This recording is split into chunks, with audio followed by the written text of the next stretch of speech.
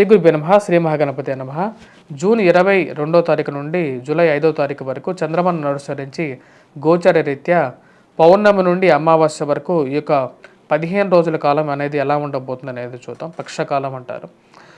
ఈ యొక్క వారంలో మనం ఈ 2 వారాల్లో మనం గమనించినట్లయితే ముఖ్యంగా వచ్చేటప్పటికి పంచగ్రహ కూటమి ఏదైతే జరిగిందో ధనస్సు రాశి వారికి వచ్చేటప్పటికి షష్టమంలో జరిగిందన్నమాట.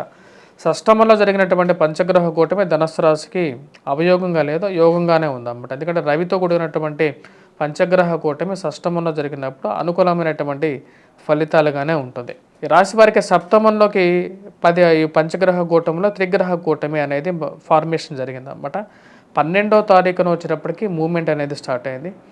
12వ తారీఖున శుక్రుడు సప్తమంలోకి వెళ్ళాడు. మరియు దాని తర్వాత బుధుడు రవి కలిసి ఇప్పుడు 3 గ్రహాలు కలిసినటువంటి కూటమి అనేది సప్తమంలో ధనస్సు రాశి వారికి ఉంది.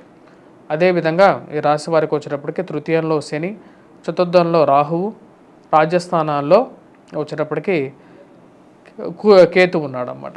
అదేవిధంగా పంచమంలో కుజుడు ఉన్నాడు. ఈ రాశి వారికి షష్టమంలో వచ్చేటప్పటికి గురువు అంత అనుకూలమైనటువంటి స్థానంలో లేడన్నమాట. ఈ రాశి వారికి ఎలా ఉండబోతుంది 15 రోజుల కాలం అనేది చూద్దాం. ముఖ్యంగా వచ్చేటప్పటికి శని యొక్క అనుకూలత రీత్యా వచ్చేటప్పటికి వీరికి సంఘంలో గౌరవము, గుర్తింపు, అట్రాక్షన్ అనేది అలాగే ఉంటుంది. మరియు సప్తమంలోకి వచ్చేటప్పటికి ఈ త్రిగ్రహ కూటమి ఎప్పుడైతే ఫార్మేషన్ జరుగుతుందో ఆ యొక్క ఫార్మేషన్ రీత్యా వచ్చేటప్పటికి కొంచెం ప్రతిబంధకంగా ఉంటుంది అన్నమాట. వైవాహిక జీవితంలో కొంచెం ప్రతిబంధకంగా ఇచ్చే విధంగా ఉంటుంది. రిలేషన్షిప్స్లో, పార్ట్నర్షిప్ బిజినెసెస్లో ఇది అంత అనుకూలమైనటువంటి ఫలితాలు ఇవ్వదు, ప్రతికూలమైనటువంటి ఫలితాలు ఎక్కువగా ఇస్తుంది అన్నమాట. మరి అదేవిధంగా ఈ రాశి వారికి పంచమంలో ఈ రాశి వారికి వచ్చేటప్పటికి కుజుడు కూడా ఉన్నాడు అన్నమాట. కుజుడు ఎప్పుడైతే పంచమంలో ఉన్నాడో అది ప్రతికూలమైనటువంటి ఫలితాలు ఇస్తూ ఉంటుంది. ముఖ్యంగా వ్యాపార ప్రయత్న సంబంధితమైన విషయాల్లో కానీ, కొత్తగా రియల్ ఎస్టేట్లో కానీ, లేకపోతే కొత్తగా ఏదైనా ఇన్వెస్ట్మెంట్ కానీ చేసేటప్పుడు కొంచెం జాగ్రత్తగా ఉండాలి.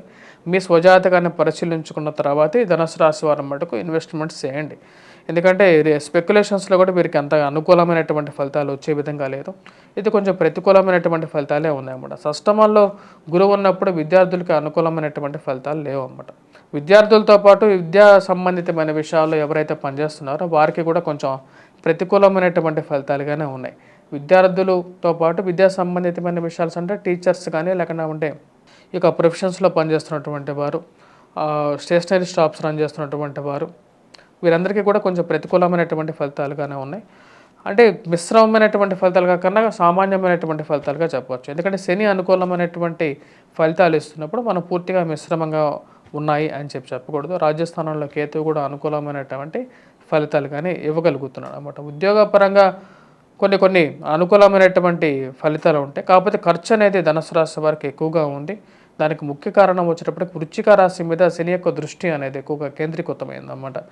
శని తృతీయంలో ఉండి తన యొక్క పాప దృష్టితో వ్యయస్థానాన్ని చూసినప్పుడు అధికమైనటువంటి ఖర్చు ఉంటుంది. 10 రూపాయల దగ్గర 100 రూపాయలు ఖర్చు అవుతుంటుంది అన్నమాట. ఆ డబ్బులు ఎలా రికవరీ చేయాలనేది అర్థం కానటువంటి పరిస్థితి ఉంటుంది. ఎందుకంటే గురుగ్రహ అనుకూలత కూడా లేనందువల్ల ఈ యొక్క ఎక్కువగా లాస్ అనేది ఉంటుంది.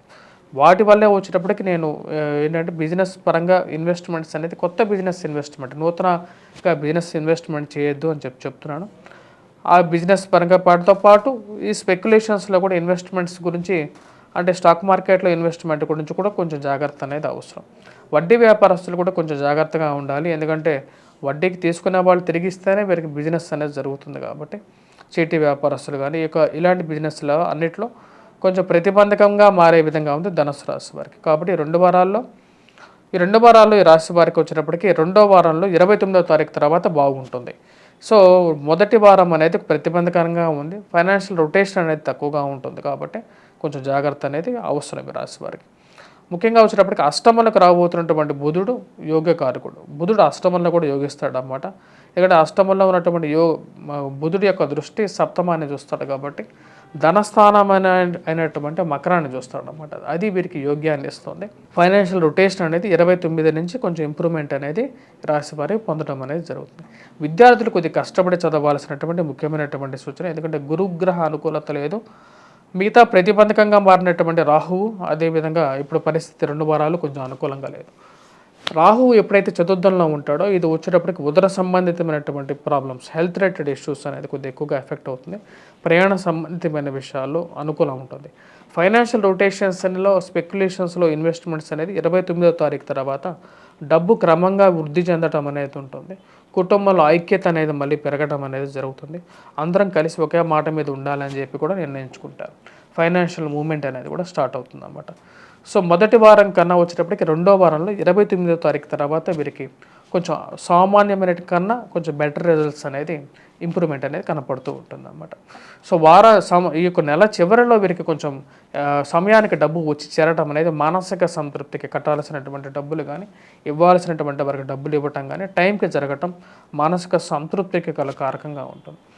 ఈ రాశి వారు చేసుకోవాల్సినటువంటి పరిహారాలు ఏమిటి, విద్యార్థులు ఎటువంటి పరిహారాలు చేసుకోవాలంటే విద్యార్థులు ముఖ్యంగా ఎల్లో సాఫైర్ ధరించవచ్చు అండ్ పుష్యరాగాన్ని ధరించవచ్చు.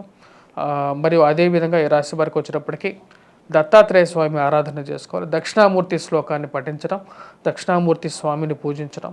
అదేవిధంగా ఈ రాశివారు మిగతా పరిహారాల్లో డ్రైవింగ్ని అనునిత్యం అనేది అవసరమైనటువంటి వారు ఓం గం గణపతి నమః అనేది మంత్రాన్ని చదువుకోవటం, దుర్గాదేవిని ఎక్కువగా పూజించినట్లయితే సానుకూలమైనటువంటి ఫలితాలు పొందడం అనేది జరుగుతుంది. వారితో పాటు ఈ రాశి వారికి రవి యొక్క అనుకూలత లేదు. ఈ యొక్క నెలలో రవి సప్తమంలో ఉన్నాడు కాబట్టి సప్తమ దృష్టి ఈ యొక్క రాశి మీద పడింది కాబట్టి అరుణ పారాయణం చేసుకోవాలి. వాటితో పాటు అరుణ పారాయణం చేయలేనటువంటి వారు ముఖ్యంగా ఆదిత్య హృదయాన్ని పఠించినా సరే సానుకూలమైనటువంటి ఫలితాలు పొందడం అనేది జరుగుతుంది అన్నమాట. ఇక పరిహారాలు చేసుకోండి. స్వస్తి.